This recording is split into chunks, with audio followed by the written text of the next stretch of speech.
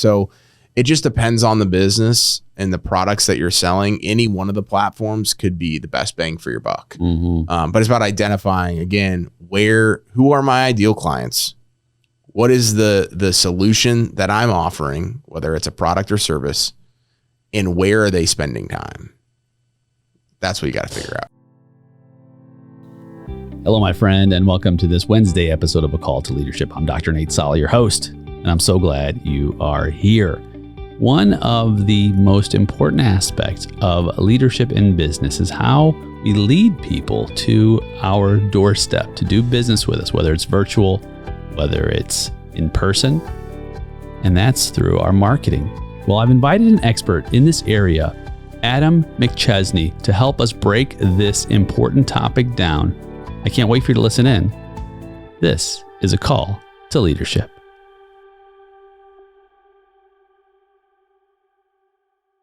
Adam McChesney, so good to have you on the show. Thanks for having me. I'm glad to be here. I love the setup. Thanks, man. Yeah, fellow St. Louisan, right? Yeah. So one of the reasons why I want to have you on the show is because we've met in the past, and I was so moved by all of your marketing. Now, you're probably not going to agree with this, but I would call it genius, man. You've got such an eye and a knack for exceptionalism in marketing. And it's commendable. I appreciate that. Absolutely. So we're going to give some of that content to our listener who is in a situation where it's so difficult it's such a complicated world, the marketing world, right? But it's one of the most essential aspects of business. In fact, when I teach at the university, we lay out a 3-part process to having a business, at least a model that can stand on success. Lots of other parts, but the first part is this: do I know what my customers want and need? Simple stuff, right? 2, do I have the capacity, the capabilities to meet those needs? And those 2 are important, but without the third, you can forget about it, which is, do I stand out in the crowd? Do I differentiate? Can they see me? And this is really a big part of marketing. And we get lost in the shuffle because we've got so many competing ways to get this done. And so I just want to start with a little bit about your background, why you got into marketing, and we're going to unroll some tactics and strategies to help our listener out. Let's do it. Yeah, man. Yeah. So let's start there. Awesome. So Adam McChesney, born and raised here in St. Louis, lived here my entire life, other than I went to college at Columbia College, about 2 hours away. And after college, I got into medical device sales. So that was kind of the thing I always wanted to do. I was a college athlete, and I knew a lot of people went into that. I knew you could make a lot of money. And so I did that for 2 different companies. The last company I did it at was a company called ResMed. So I sold CPAP equipment and ventilators before they were popular during COVID. And I got promoted within 9 months of being at ResMed. And it was a brand new role. And then I got promoted to the role that I thought it was going to take me 5, 6, 7 years to get into, and it happened with 9 months. So I went from making $75,000 in my first year there to $200,000 in my first year that I was in that next role full time. And I never thought I was going to make $200,000 a year. And I am always the type of person that thinks of what's next. And once I had the success, once I had all the money, I realized that's not what I'm after. And I was getting ready to propose to my girlfriend at the time, my now wife, Delaney. And I started looking for ways to make money online because I realized that the next role at ResMed was a little bit more money with a lot more responsibility. And I was already traveling a bunch. And so I knew that we were going to get married. I knew that we were going to eventually have kids. We finally have our first kid on the way. And I didn't want to be trading my time just to make a little bit more money. So I was looking for ways to make money online in 2018.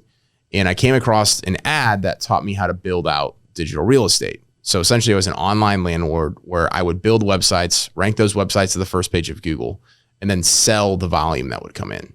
So it could be pay per call, pay per sale, just a monthly flat rate to local businesses. So from 2018 up until the midst of the pandemic, I had built 200 websites essentially myself with a little bit of help.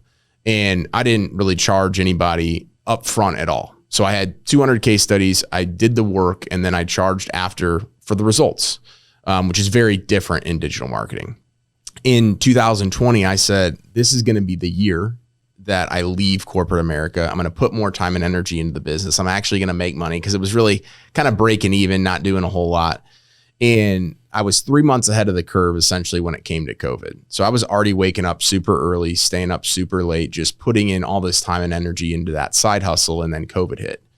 I went from traveling all over the state of Missouri to being in my home with this momentum. And over the next 6 weeks, I started doing $10,000, $15,000 months in the business. So July 2020 came, and I decided, all right, I'm going to put my notice in, because it was the end of our fiscal year.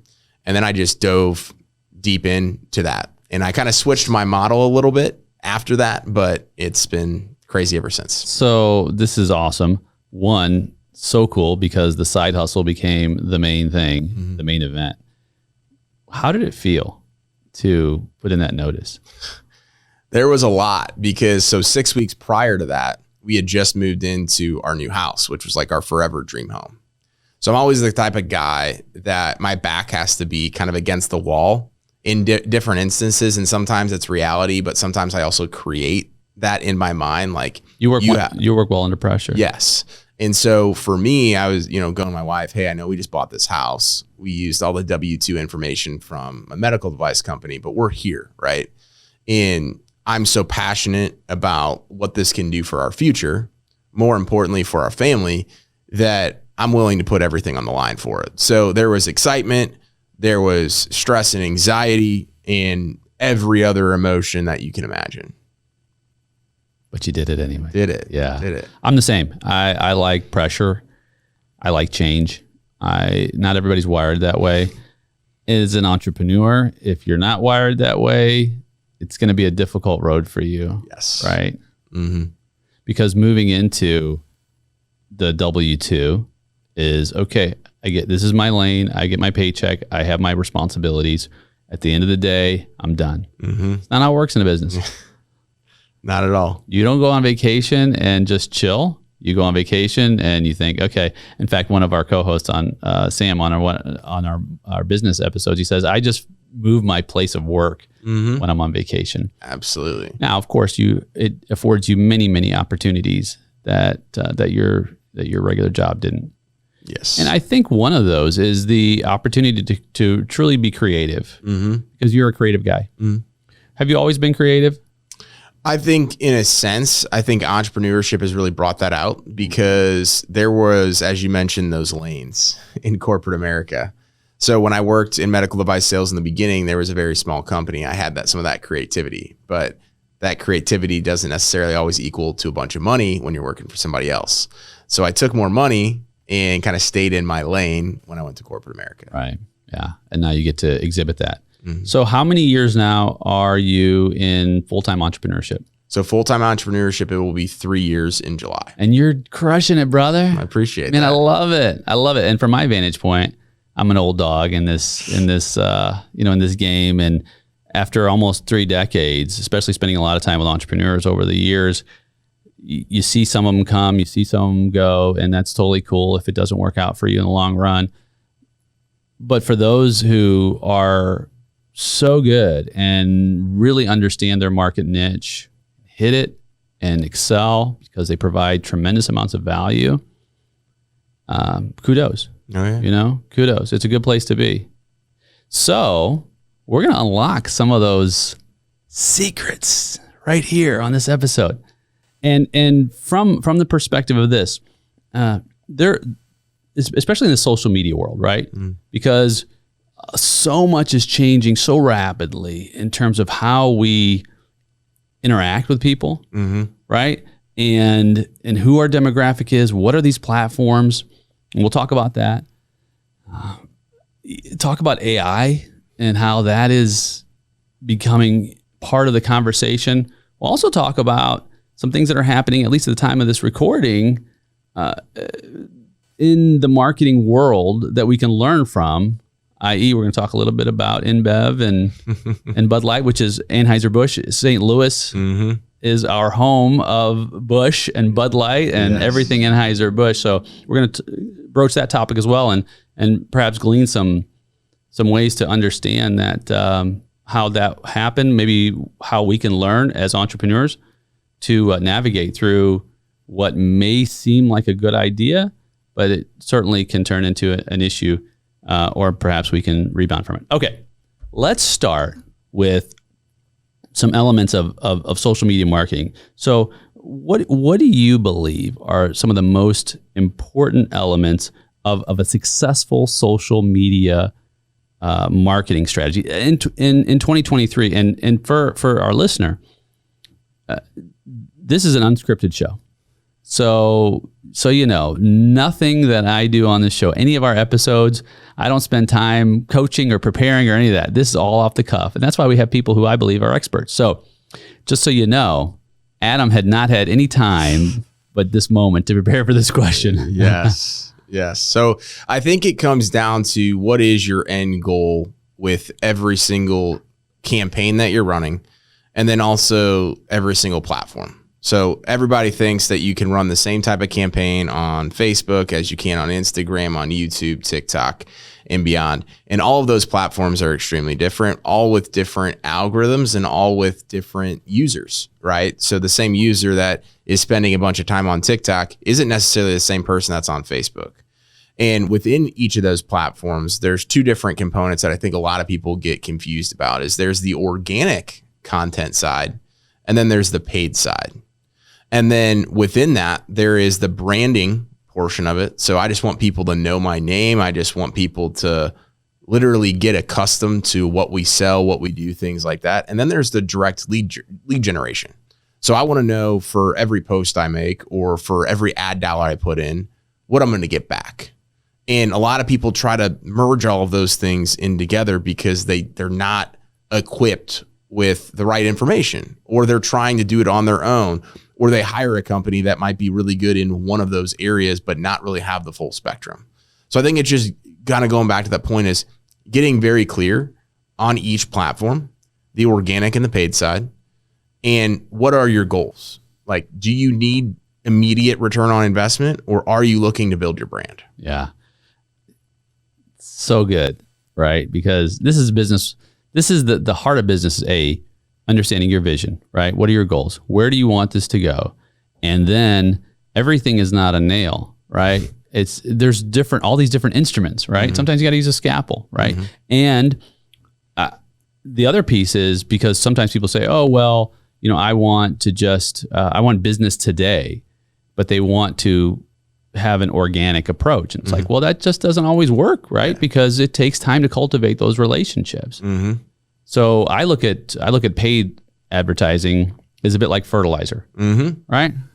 Put a little fertilizer on it, it's going to grow a little faster, right? But then people are afraid of that because they say, well, I don't even know if that's going to work. Yeah. And sometimes it doesn't. Mm-hmm. And I think it's probably, tell me if I'm wrong, probably who you have doing the work. A lot of it is. Yeah. A lot of it is. And it's also is not understanding where your ideal client is at if you're going to do those paid ads. So we do a lot of stuff on Google with search engine optimization and Google ads. And then we do quite a bit of work on social media on the paid side. And there's a lot of people that'll come to us. We work with a lot of contractors and service-based businesses. And they're like, oh, I want to be all over Facebook. Well, why? Right. If you, like, for example, we work with roofers and there was a storm here over the weekend. People are like, yeah, I want to be, on Facebook 99% of the time.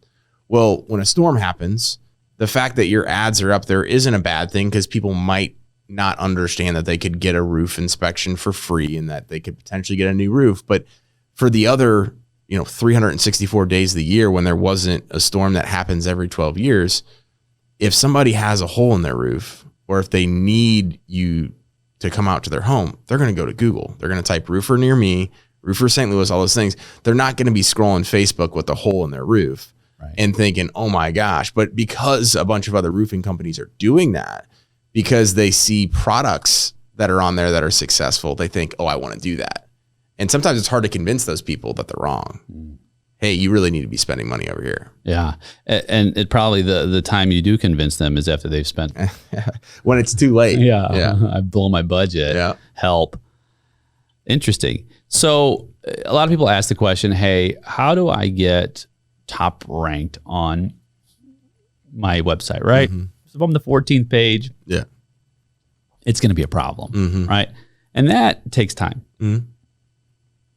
What are some of the ways that you found that help people to get ranked more quickly? So reviews are huge. So like when we started our auto glass company, we found a way to rank to the first page of Google without a ton of reviews. And then we just literally turned it into a company. The way that we did that outside of reviews was adding more content to the website and then getting more backlinks into our website and away from it. So essentially a backlink is if you're a part of the Chamber of Commerce here and your company is linked up to that website, that's going to drive traffic back there. It's an authoritative website. It looks good. But when it comes to the actual website itself, the more content that you have and that you're adding each and every single month, I look at search engine optimization as like going to the gym. So when you start day one, you're signing up for the gym, you're getting started, and then 30 days later, you're way better off than you were before, but you still have a long way to go. So things like adding new pages to the website, whether that's location pages for all the suburbs around St. Louis, for example, you're adding more service pages, you're writing blogs and FAQs, just getting as much content out there for Google to understand what you do, where you're located, and who your ideal clients are. So it's a very time-intensive approach to be able to do that outside of getting reviews. And then the other way you can do that to be top ranked is obviously paid ads. Like I want to get there starting tomorrow. It's a little bit less strenuous. It's just more expensive. Right.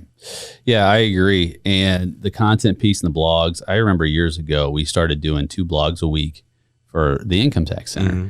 And over time, and they were all, well, our company that hosts our website had a blog they did, but it went to like, I don't know, 30,000 accounting firms, mm-hmm. right? And so that wasn't going to get ranked. So we put in the work, a lot of money, very high cost, but eventually we were within the top 3.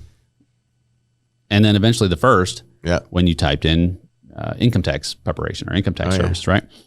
And the reviews part, so some people have trouble with the reviews part. They say, okay, Adam, I can get a blog going. And we'll talk a little bit about AI on this whole blog thing too.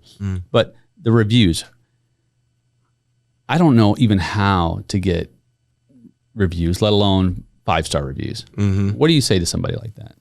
So I've seen it from 2 different angles. So I've seen it from the auto glass company, which is a lot more quantity of customers. And then I've seen it on our digital marketing company. Both of those companies, our auto glass company has been in business for a little over 2 years. Our digital marketing company, less than 3. And we're on the first page of Google for both in very competitive markets with companies that have been doing this for 10, 15, 20 years. There's only 2 other digital marketing companies that have more reviews in St. Louis than we do. And that just speaks volume, obviously, to our work, but the way that we go about our marketing and referrals and all those things. It's all about setting the right expectations. So for the auto glass company, so if you're a business and you're listening to this, that you have a lot more transactions. So for our auto glass company, we'll do anywhere from 8 to 15 jobs a day. When our technician shows up, we just reset the expectations. So, hey, Nate, thank you for allowing us to come out here. You know, we are going to be doing X, Y, and Z today. It should take about 45 minutes. And after that 45 minutes, you know, we'll make sure we'll run through, make sure that the window's been fixed or, you know, whatever it might be. If this meets and exceeds your expectations and we do everything that we said we're going to do, would you be willing to give us a 5-star review? Everybody's going to say yes, of course. So once that job is completed, we go through the walkthrough, we go through the check, we make sure that we've hit every piece of that. And then after it, we have on the back of the business card, hey, here's a QR code that takes you right to the Google business listing. And you can literally leave your review right then and there. And we've gotten over 250 reviews in less than 2 years. Just doing it that way, setting the expectations and then holding people accountable to that. Love it. You just totally blessed a listener and me too, because number one, you set an expectation that you are going to create an experience that is exceptional. Mm-hmm.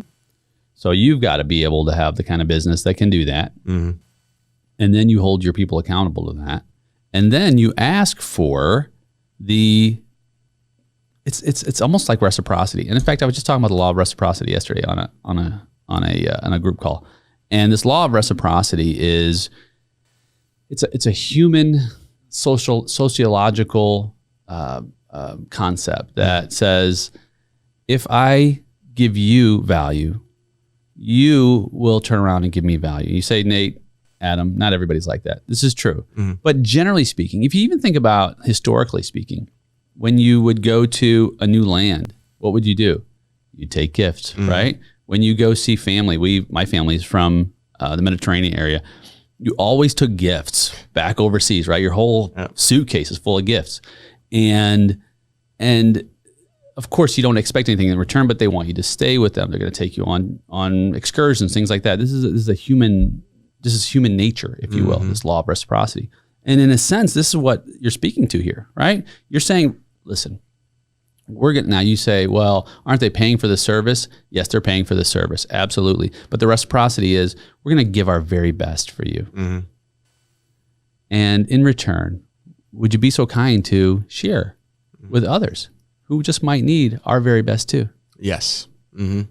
I think it's that human connection of like, hey, you most likely found us for one of two reasons. Like our auto glass company, it's about 90% of our business comes from search engine optimization. So you probably found us because you typed in and you looked at our reviews and you saw that we were in the top 2 or 3, or you referred to us, which is obviously a huge piece of the puzzle. We want to connect with more people that had their windshield broken in over the weekend and they need somebody to come out and do it well, do it right, do it for a fair price.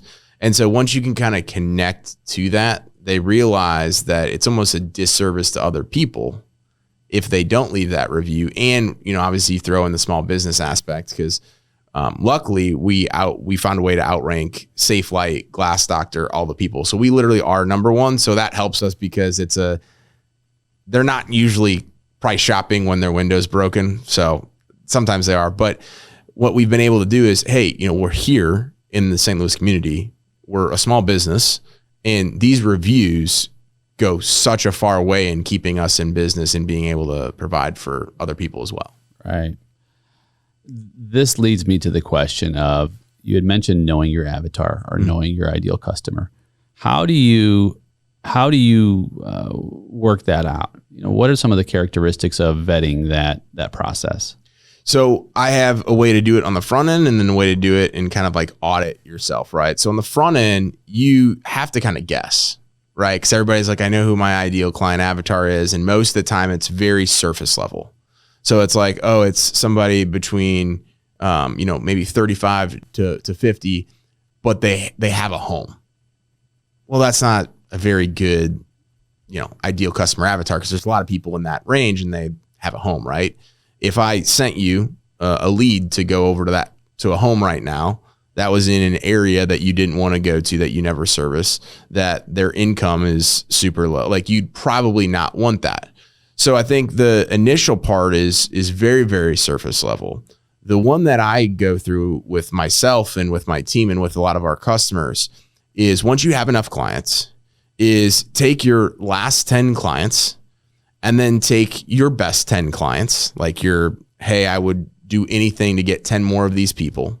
Write down the top 3 to 5 characteristics of all of those people and their businesses, if it's B2B in our digital marketing case, and then go back to the last 10. What that does is it just makes sure that you are keeping in check with your 10 best and then the last 10.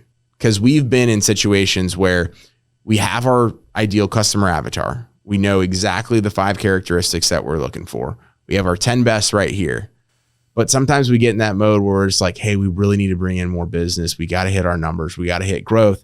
And our last 10 isn't reflective of what we're trying to go after. So it kind of helps you keep in check, but it also helps you understand if the market might be changing. So maybe you're like, we need to up these standards. We need to add this particular checklist into the things that we're looking for in clients. So we do that every quarter, and it helps us go back and reflect on, all right, here's our 10 best. What are we finding that's differently in the last 10 that we're bringing on? Oh, that's huge. Yeah. I've heard it even said in a way that, okay, who are the people who you dread answering the phone? Yes. It's not your ideal client. It just isn't, right? And so what are the characteristics of that relationship, right? What's happening there? You say, Nate, well, maybe it's me. It could be you. It could be you. But there's people who you absolutely know that you're going to be able to serve tremendously. They're going to love you. You're going to be raving fans. Yep. And your format fleshes that out, right? It extracts it so that you can focus on that ideal client. They are out there. Yeah. They are out there and they want to do business with you. They just need to make sure they can find you, right? So let's do a quick let's do a quick example. Yeah. All right. So if I were to write down Bud Light, and we identified who we thought the ideal customer is for Bud Light. Yes. What are some of the characteristics that would come to your mind? So I'd say male. Male. And male, for sure. Probably ages 25 to 45. I'm not sure if an income level would really play into it, but I'm sure that there would be some sort of income level that they would demographic of, Bud Light is very interesting because it is both city and then they do cater to the crowd of the rural America as well. So there'd probably be some type of location in it as well. But I think the male 25 to 45 and they watch sports, they, some of their hobbies could be, golf, fishing, those types of things as well. So those are some of the things that I believe would characterize who they're trying to go after. Yeah, absolutely. I would agree. When you say male, would you go as far to say, would you go so far as to say heterosexual versus homosexual? Yes. Would you say mostly heterosexual? Yes. And a Bud Light? And these are just, obviously we have not done the research, but we're saying from a position of, right. Yeah. So you know where I'm going with this. So recently there was an issue that came up. It just probably 2 weeks ago now, I was recording that Bud Light released an advertisement, and just 2 weeks ago with a transgender influencer, Dylan Mulvaney, and it caused a little bit of a stir, and now there's a boycott of not only Bud Light but all Anheuser-Busch products, because the main demographic did not value and actually felt as though their business that they've supported or loyal to doesn't identify with them anymore, excluded them through a campaign of what was called inclusivity. And so this is not a conversation certainly around any of that as far as should people be inclusive and not. That's a different conversation for another day. It's really just a conversation around marketing. And so you're sitting in with some clients and you say, okay, who is our ideal customer? And clearly Budweiser, Anheuser-Busch, I have a Bud Light here today. Actually, I went and picked this up today at the Quick Trip. And of course, here in St. Louis, I didn't know what was going to happen. I asked for a bag when I got this, and the guy looked at me like I had three heads as I was ordering it. And he just threw the bags on the table, and I was like, okay, that's what I get for buying a Bud Light. So let's talk this through. Now, I'm not sure how far you've followed this or are a listener. However, there's been a recent conversation with the marketing executive who said that the whole goal of this was Budweiser or Bud Light was beginning to lose some market share. Of course, it's still I think still Anheuser-Busch products are number one. Yes, last time I checked, and wanted to start a pivot to the future, to inclusivity. And so you think, okay, on paper, that it makes sense to move that. Now, the question is, what does a pivot look like over time, right? Was this too great of a pivot? And your opinion as a marketing expert, how do you have the conversation with Budweiser, who is about to launch this campaign? I think it goes back to what businesses of all shapes and sizes struggle with, is if it's not broke, don't fix it. I think like that's the easiest way to generalize this and explain it. And what I mean by that is you're number one in the market share. Yes, things are going up and things are going down, but it's been working for so long. And when you have such a loyal community of people that are already buying from you, you should be tapping in and doing market research on those people to figure out how you can get more of that versus trying to go in a different direction. And for entrepreneurs, that might be starting a new business when you shouldn't be doing. That might be adding a new service to your company that you think might make you a bunch of revenue, but it might be taking you away from what's already making you money and be less profitable, right? So I think it's just a classic example of if it's not broke, why fix it? Right. Yeah. Do you think it was a mistake? Personally, yeah. I mean, I don't necessarily, so I refer to a lot of things as safe to fail experiments. So I think it was a safe to fail experiment. I think that they knew what they were getting into. They didn't probably know the extent because obviously it's been a massive shift. I think that they thought that they had more loyalty, like, hey, we can do whatever we want and these people are going to continue supporting us all the way through, which I think goes back to them truly not understanding and hearing and knowing who their ideal audience is. Yeah. So I would say safe to fail experiment that definitely failed. Yeah, failed. Yeah. Yeah. It's interesting to me. You think about, okay, we're entrepreneurs and we've got a massive advertising campaign that's about to launch, right? And we are talking with our advertising people, we're talking with our teams, and we're saying, okay, what is going to happen? Is this going to be something that will take our clients, our customer base, bring them closer and bring more people in, right?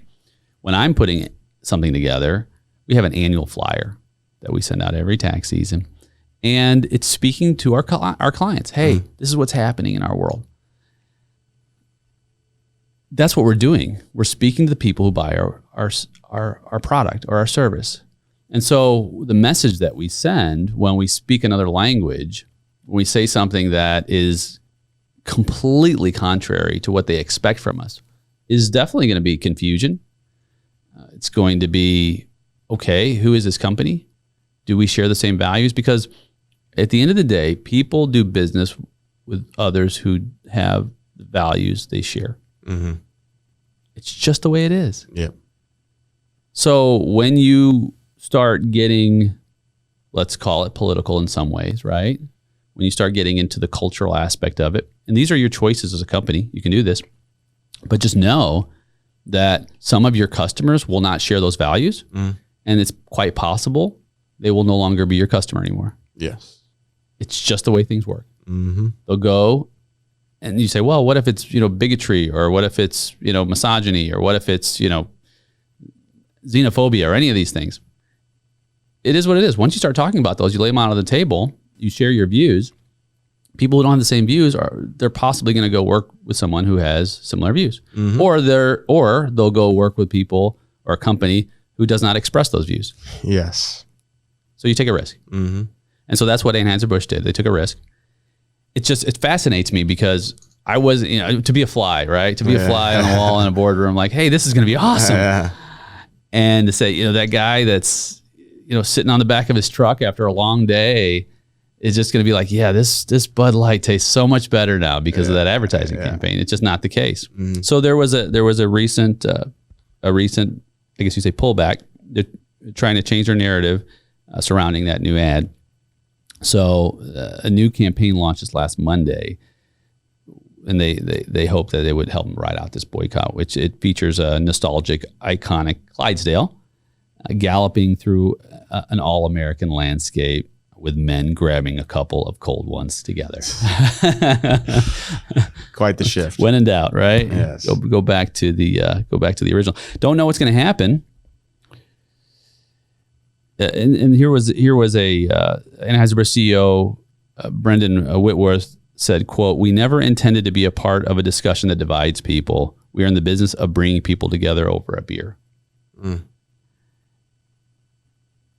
And it's likely the case. That's likely a true statement. Mm-hmm. Some things are unintentional. Yeah. And someone listening is like, seriously, guys, could it have been, could it have been that unintentional, right? Hey, we can't answer that question. What we can do also is talk about what happens when your colleague or your competitor falls into this space. Mm-hmm. Because not only did I bring a Bud Light for those watching it on our YouTube channel, I brought a Schlafly Pale Ale. Mm-hmm. And which is brewed in St. Louis as well. Mm-hmm. So what do you say to Schlafly if they are your marketing client in this situation? Because for one crisis, there's an opportunity for another. Absolutely. So it's just take advantage of the opportunity that's been presented to the people that are most vocal, right? So start catering to them with marketing campaigns. Start shifting and pivoting to how you can get your message to resonate with them the quickest. And I think it is very simple and easy to identify that, but it's the consistency of doing it over and over again. Like, are you just trying to capitalize this on this right now? Or are you going to make a big push moving forward that, hey, I have my one chance to do this now and it's do or die? So I think it's, for me, like when I got back into digital marketing full time in July 2020, there were so many people that hated digital marketing because digital marketers, for the most part, are just some of the shadiest, murkiest people. And they are just, it's a cold sales pitch with everything, right? So it's cold calls, cold DMs, all those things. I don't really pitch my stuff. I do it with my content. But I saw that gap. I saw that opportunity and I just ran with it. And so I think it's not just about what is Schlafly or any of those competitors going to do today.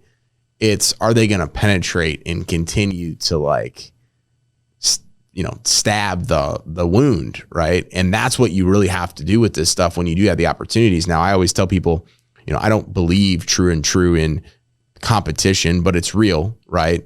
And somebody is going to purchase a beer from somebody. Right. So you just want to be making sure that you're that somebody that when the opportunity presents itself, that they're going to purchase your beer. Right. Yeah. And that's it. That's so knowing the landscape, knowing what others are doing to vie, if you will, for that same dollar is so important. Mm-hmm. Right? You have to know what the market landscape looks like, and you have to be ready for when an opportunity arises. Absolutely. Such as this. So if you're not the big fish, right?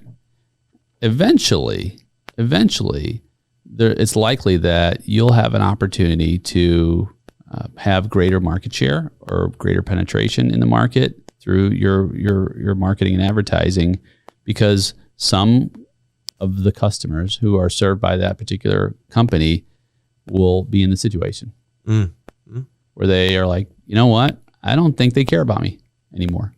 Yeah. It kind of goes back to just anything in general in business. Sometimes, as much as it's not the answer people want to hear, is you just got to stick to the basics. And you got to keep plugging away. You got to keep working yourself up that mountain. And at some point, whether it's a breakthrough that you have or your company has, or somebody else falls off, as long as you're doing the basics and doing everything that you need to be do, you're going to be able to get that opportunity. And a lot of people want to find the shiny object. They want to test out new things. And I'm all for that, right? But there's a time and a place to do that. And it's also prioritizing when opportunities and things like that come into play with also doing the basics. Yeah. Yeah. Do you drink Bud Light? I do. Yeah. Yeah. I haven't actually purchased a beer in. I mean, I haven't drank it recently. Yeah. But I've drank it. Yeah. Not in the last 2 weeks. No, I haven't bought a beer in years. I stopped drinking probably about, I don't know, 15 years ago or so. And it was kind of weird grabbing a couple beers. Yeah. I have to send them home with you. Yeah. It's your prize for coming out today. So, okay. So pivoting then, as far as trends go, right? I mean, you've seen TikTok really blow up. Yep. And the demographic is different, clearly, right, than Facebook. What's the demographic like in different social media platforms for our listener? So Facebook is more the parent and grandparent crowd, with everybody kind of being on that platform, but just not as nearly as engaged as the parents and the grandparents. It's more of like the social network. It's more of, how do I keep tabs on the entire family and all the neighbors and people I went to high school with and what their families, do right now. With TikTok, you're seeing it be a much lower age range where people are spending, I think they said sometimes the average user spends 90 minutes a day on that platform. And it's one of the reasons why it works so well. It's because it's short attention span. Right. So it's just video after video after video, and that's all it really is. And it's became its own thing, right? Slang terms. I'm TikToking, I'm doing whatever. So you're going to see a much younger crowd there. And then Instagram and YouTube both kind of fit in the middle. With YouTube even getting, because there's a lot of educational stuff on there, a lot of even younger kids, the YouTube for kids, you kind of see a little bit there, but most of the time Instagram and YouTube are kind of in the middle between TikTok and Facebook. Yeah. So I remember the first time I got on TikTok. I don't know if you remember your first time. So once I got past all the booty shaking, it took a while to get my feed to change to leadership or business, those areas. Then there was some decent content. Oh yeah. The algorithm is bizarre. Like, that's the best way I can put it. Like, it's pretty spot on. Like, my wife is pregnant right now, and obviously, like, I'm an expecting father, and I'm getting stuff in my feed, and she's getting stuff. I mean, it is pretty spot on. Yeah. Impressive. Yeah, exactly. Yeah. And of course, there's lots of controversy around TikTok and China and data collection and so on and so forth. And I'm not an expert in it, but I do know that there's data collection everywhere. Right? I mean, as we're speaking, our phones are recording. It's really kind of eerie. Yeah. Just when you say something, the next ad is whatever that thing is, or the next YouTube video is something happening regarding something you've just had a conversation about, right? Yes. Yeah. So regardless of TikTok or any other medium, and I've even turned off what I thought were all of the listening parts. Yeah. And it's still there's something. Yeah. Yeah. So if you want to be off the grid, you just don't need a phone. Yeah. Or be around humanity. Yeah. Because big brother and sisters are watching. Always right? there. Always watching. The data collection piece, right? But that's also, some people like it. Yeah. Some people say, I like that all of my habits are recorded so that I can have easy access to my wants and needs. Yeah. There's a flip side to that. Yeah, there is. Now, so that being said, if you're going to market on TikTok, because a lot of folks don't know much about TikTok. I was talking with someone recently, said a lot of TikToks that go viral have comedy involved. Is that something that you see as well? I mean, do you have to be funny on TikTok? I don't necessarily know if it has to be funny, but it has to be like really out there, I guess is the best way to put it. It's got to be something that's going to catch people's attention. So I refer to this, and I've heard it multiple times, as like the WTF moment, whether it's on Facebook or Instagram or TikTok. It's got to be something that somebody sees it and they're just like, wow, I can't not scroll past. Like, I have to watch or look at this picture, right? So I think it's just got to have some of that stuff. And then in the beginning with TikTok, like, you were able to just start posting videos and get some immediate traction. Now, because there's so many people that are on there, it's becoming more and more difficult So you do have to get a little bit better with each thing. But comedy is a massive piece of that as well. But I mean, I've seen everything under the sun at this point that has gotten viral. So have you noticed what's gone most viral in your? I would say most of the stuff is funny, or it's like certain trends. Yeah. So there's a variety of different trends that happen in sports, or anything that somebody's watching TV. It might be a song. It might be a song. And all these people are doing it. All these people are doing it as like repurpose. So you'll get a viral music portion of the TikTok video, and then people are just using that same music over and over and over again, and doing some different stunt to get people's attention. Yeah. Now, does that translate to business? Can people use that in business? Influencers. Yeah. So people that sell products, people that are affiliates, people that have a variety of different programs in upsells and downsells, it's working really, really well. But when it comes to your typical business, it's hard to say, but there's not really a direct correlation. Yeah. So what is the most impactful social media platform? So it depends on the type of business or product that you sell.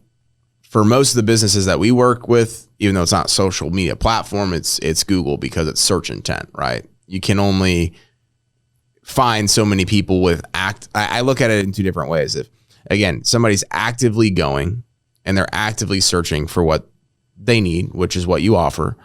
The other is like a perfect storm. Is, oh, I'm just scrolling TikTok, I'm just scrolling Facebook, and oh, I just happen to need Nate's services. Not entirely unlikely, but more so unlikely than it is likely, right? So it just depends on the business and the products that you're selling. Any one of the platforms could be the best bang for your buck. Mm-hmm. But it's about identifying, again, who are my ideal clients? What is the solution that I'm offering, whether it's a product or service, and where are they spending time? That's what you got to figure out. Yeah, I love that last part, the where are they spending time. I started my car this morning and it defaults to AM radio. Mm-hmm. And there's a station in St. Louis called the 550. And there was a commercial about unions and joining I think it was a carpenters union, join the carpenters union. And I thought, wow, interesting. I'm gonna bring that up to Adam. So radio, right? Yeah. And television. So that's clearly not direct marketing, mm-hmm. right? It's the shotgun approach. Yes. Yeah. What do you say to these different older mediums? Are they still effective? I just tell everybody to track everything. Mm-hmm. So we have a lot of clients of ours that'll still do print, they'll do mailers, or they'll do radio, they'll do TV, and it's probably never going to go away, right? But as long as you're tracking it, because a lot of people don't track it, right? So they're like, oh yeah, I'm doing radio, I'm doing the newspaper, I have a client right now that's still literally doing newspaper. Insane. Newspapers. Yeah, they're doing newspaper ads. And they think it's hey, I'm going to test it out, the shotgun approach. And then I ask them, okay, awesome, 30 days from now, can you tell me what the return on investment is? Well, no, not really, but I heard a couple people when they called us, they said, oh yeah, hey, we also saw your stuff there. I'm like, that's not quantifiable. So whatever you do, like if you're doing a radio ad, for example, and the call to action is, hey, visit our website or call this number, make it a unique call tracking number, make it a unique landing page. And then the same thing with your mailers or whatever you're doing, quantify those things. So then that way you're actually making a data-driven decision, because it could work. I mean, there are instances where direct mail and radio and TV for certain industries, it still works. But a lot of people don't know if it actually works. It's more of that feel, right? So I just tell everybody, and I do the same thing for digital marketing, like we're going to use tracking numbers. We're going to use everything with analytics. Like we're going to make data-driven decisions, and that's how you have to run your business. Yeah. Now, is there still a Yellow Pages? There is. Yeah. I don't see too many people actually advertising in them. Yeah. So Yellow Pages is actually owned by another company, or Yellow Pages owns this other marketing company, and they're nationwide. So we've had some clients that have came over from them.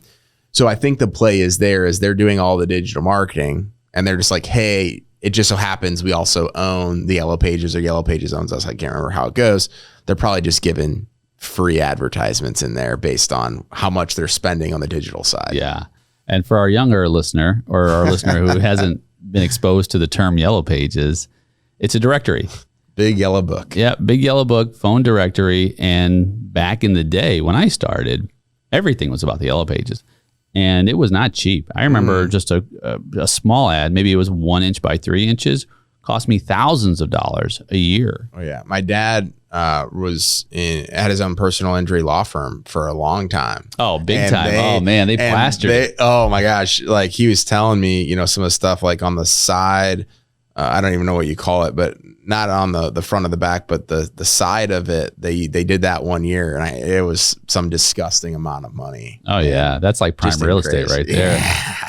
The Yellow Pages. And that's how you found all of your services and your products as far as the local. Mm-hmm. And then, of course, that began to fade as the internet started to pick up and the online searches. And so now there's still Yellow Pages. I think we still get one. Yeah, I got one not too long ago. Did you toss it or did you keep it? No, I actually used it as like a lead generation tool. So people are spending money here. They're at least somehow. I'm just going to go start targeting those people. Oh. Hey, you're using an outdated form of advertising. Let's talk about how to go digital. Nice. That's clever. Slick. So someone listening is a new entrepreneur and just getting started with social media. Clearly, this can be very overwhelming, right? Sheer volume, information, strategies out there. What are some key principles? What are some tips they should keep in mind when they're developing their initial social media plan? And then, as you mentioned earlier, how do you measure success? And then even that, and then adjustments of the strategy. Mm-hmm. So I think there's 3 key things. One is get started. Everybody's going to overthink it. They're going to find every reason to possibly not get started with it. 2 is stay consistent with it. So none of this stuff, even paid advertising, is going to happen overnight. Give it time. This stuff works. Now, paid might not work. I do most of our lead generation and branding for our companies organic, but you got to be consistent with it. And then 3 is audit everything. So again, if you don't have KPIs, if you don't know what you're looking for, you have to at least start with the baseline. And then you have to consistently audit it, every single month, every single quarter, things like that. And then figure out, once it does start working, like what it actually costs for you to go and do that. Figure out what your customer acquisition costs, figure out what that looks like, the lifetime value, and then figure out at that point, once you have those KPIs, at that point, it makes sense to hire a company. At that point, it makes sense for somebody to be able to give you guidance based on what you're currently doing and having an extra set of eyes on it and saying, hey, maybe I would go and do it this way. Let's try out this. But most people think that they need to hire somebody to start. They think they got to spend a bunch of money or a bunch of time, and they think they have to be all fancy about it. You just got to get started. You have to stay consistent with it, and you have to consistently audit what's working and what's not. Mm-hmm. Yeah, no, I agree. I started with a lot of that approach. In fact, you talked about being able to audit. We had a separate phone number for an ad we used to do on some radio stations during tax season. And one of the ads was, it was pretty crazy. It was $50 for the first 50 people to call this number, any kind of return. Wow. Yeah. I mean, fortunately, there weren't like $10,000 returns. Yeah. But we knew the demographic on that station as well. Mm-hmm. You have to know who's listening, right? Or who you're targeting. And it went pretty well. Now, did I get my money back? The jury is still out. Yeah. Right? Yeah. The jury is still out. Yep. But we've moved. We haven't had to do any of that kind of marketing in many, many years because of the referrals, the word of mouth, and of course with our brand, especially the SEO. Mm-hmm. Just we don't have to do pay per click or anything like that. Now that can come over time, but at the same time, even then, having a professional like yourself in the conversation, even to provide some kind of an audit, is probably not a bad idea. Oh yeah. So we do free audits all the time. Most of the time it's on the search engine optimization. It's on the website. We also audit, like we'll go in and audit somebody's Google ad account or Facebook and Instagram. And a lot of times we'll go in there and everybody thinks, oh, it's just a big sales tool. Like we operate in a different mindset. There's other people that operate this way too, but like we're not a sales driven marketing organization. Less than 10% of our organization is actually built on sales. It's mostly account management, strategy, and fulfillment. So a lot of times, and we want to set ourselves up for success with these clients. So a lot of times what we'll do is we'll go in there under the hood, right? And be like, hey, I understand you think that there's more better, like your current, even if you're working with another company, you think that it should be better, but they're actually doing pretty good. Like you just might not be giving enough time, or it could be the time of the year, all the things. And then there's obviously times where we get in there under the hood. We're like, hey, there's a lot that needs to be done. And we give you the recommendations. You can either go and implement it yourself. You could even go take these recommendations and go hire somebody else to do it. Or you could just hire us to do it and we'll take it right off your hands, and we already know kind of where things are at. But I think that audit piece is so key because people don't understand when you hire a company, whether it's they hire your company, they hire my company, they don't think about the opportunity cost. They think about everything as an expense and not an investment. An investment in two ways is one, by hiring out, am I going to get a better return on my investment? Usually, but two, buying your time back. If you're trying to go and learn SEO and ads and all these different things, like you're going to be leaving other things on the table. Yeah. It's not your genius zone, one. And if you've listened before, I've said this, that do what you do best and outsource the rest. Yes. Right? And it could be internal, obviously, if you have someone internally working, but stop doing things that are not going to create the best possible experience for all stakeholders, including yourself, because you'll run yourself ragged. Yes. You just don't know what you don't know. And by having the professionals, the A players who have done this, whatever segment of your business is, who can own it. And as you said, you make an investment. Part of the challenge is, like you said earlier, is that there's a lot of shady people out there. So how do people vet a company for marketing?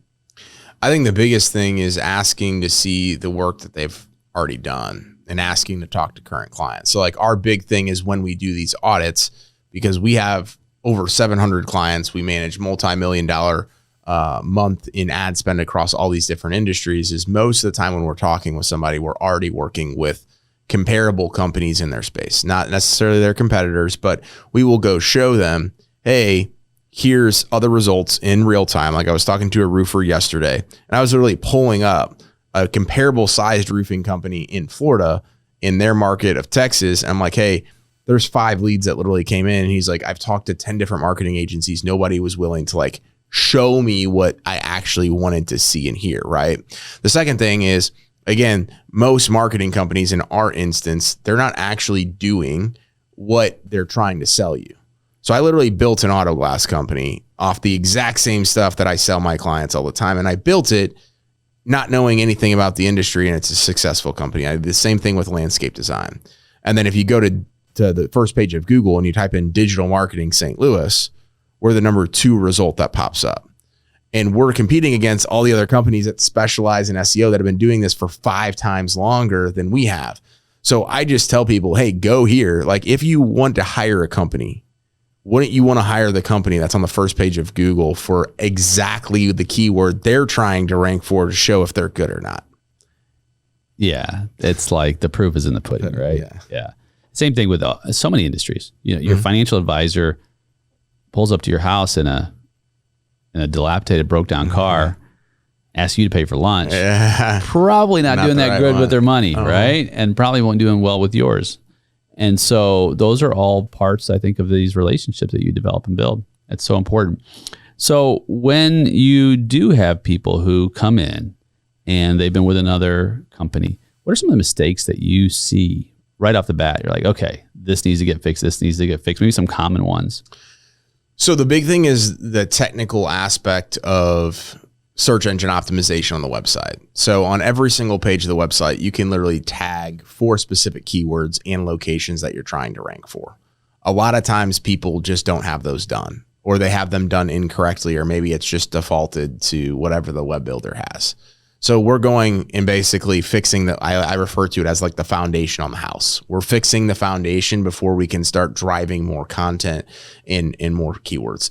The other thing that we see is the website platform itself. Everybody wants the do-it-yourself platform. They want to make it super simple and easy. So they're using Wix, GoDaddy, Squarespace, and those platforms are never going to rank in a competitive market on the first page of Google.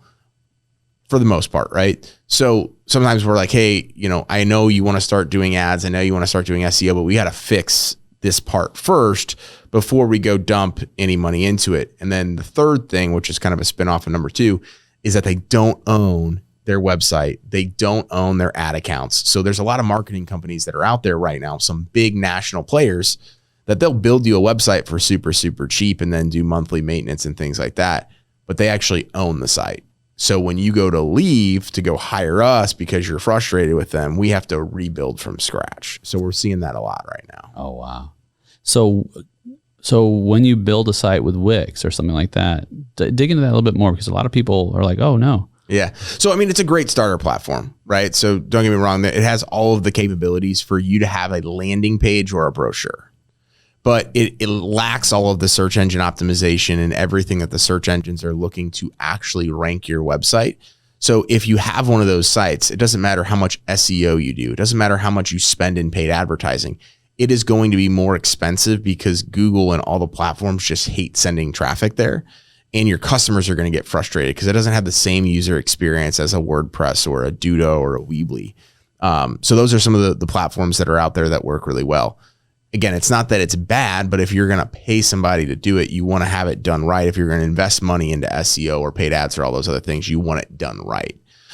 So the alternative is, you just have this Wix website, just knowing in the back of your mind that this is going to be more of a landing page and a brochure, meaning you're going to have to hand out more business cards. You're going to have to go to more networking events. You're going to have to cold call people to try to get them to do business with you. That's just the alternative. Yeah, that makes sense. But it's not the end of the day or the end of the world. No, not at all. To move that data over and to another platform. Absolutely. It's better for SEO. So someone listening is enjoying our conversation. They're getting ready to put a post up on Facebook for their business. And they're wondering, should I just put business posts on Facebook? Should I involve other things like my dog and my family? Should I post daily? Should I post weekly? Should I comment on other people's posts? What should I do? Yeah.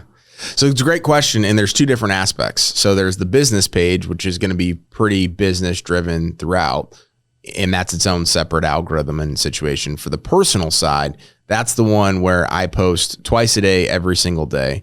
90% of it has nothing to do with business, directly to digital marketing. It might have something to do with entrepreneurship and things like that, with 10% being more digital marketing focused.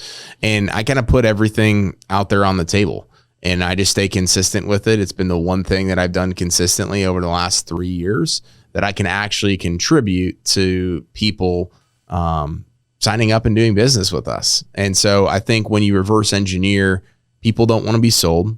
They want to do business with those that they know, like, and trust. What better way to peek under the hood of who somebody is and the values truly outside of what you can see on a business page is to do that. Twice a day. Yeah. Now, are you automating that? So I will build my posts prior. So I have in Evernote.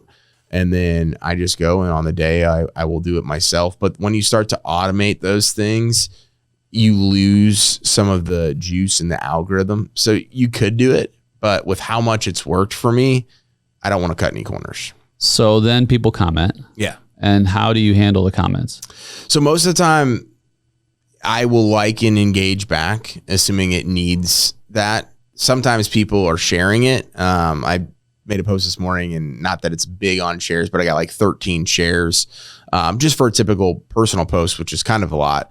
And then people will DM me. Like I got a DM yesterday from some guy that's been like liking and not necessarily commenting, but he's been liking my stuff for a very long time. I almost thought about it a couple of weeks ago. Hey, maybe I need to reach out to this guy because I hadn't talked to him in years. I used to play baseball against him when growing up, and we barely even know each other.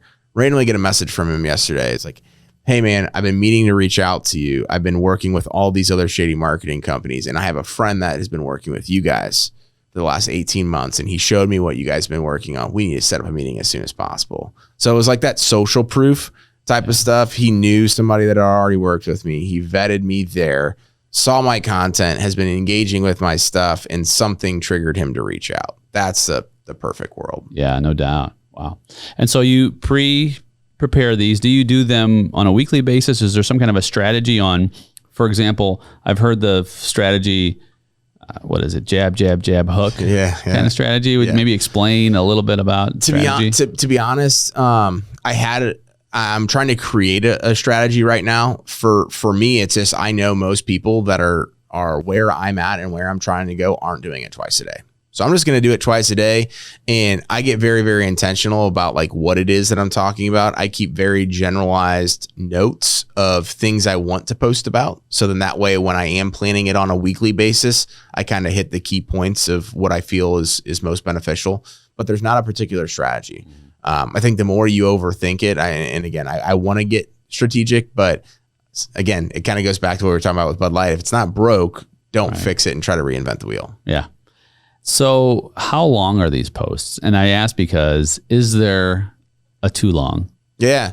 So most of the posts are like when you type in on Facebook and then you click the more button where you can put it in like a blue or a green background. Most of them are 2 sentences or less. They're just quick little things and a variety of different things, right? The ones that I do a little bit more long form, the longer they've been, the less engagement that I've had. So I try to keep it to 3 or 4 paragraphs with a picture, and that seems to work pretty well. Yeah, because you've seen the ones that are fairly long and you lose attention. You really have to be engaged, right? Yeah, you really have to want to read to the end. Yes. Yeah. And maybe the intention isn't to have a lot of engagement. Yeah. Could be for that reason, right? In your case, you have a very specific intention to drive business, create the community so that people can find you, which is right back to the beginning of our conversation, right? You know what your customers want and need. You have the capabilities to meet those needs. And guess what? I'm standing out in the crowd. Yes. So before we close, and I'm so thankful, I'm so glad you came. I asked a question of some of our listeners, of course. Some of our listeners would have heard me say this, that I asked some of our guests, which is this: at the end of the journey, you're going to be on that great summit at the very end. And of course, you're getting ready to have your first baby, but that baby will have grown up and had their own life, right? You'll look back and you'll see everything that you've done, every person that you've encountered, every life that you've touched, every business you've helped. What is one sentence that would describe how you would want to be remembered? So I have this thing that I call commitment. I know I've talked to you about that with some BLN stuff, but it is that I am the commitment to living a whole, well-rounded life. And so for me, that's 4 areas of life. That's faith, that's family, that's business, and health. So I would want to be known as somebody that was a whole, well-rounded leader. And you are on your way, my friend. Appreciate that.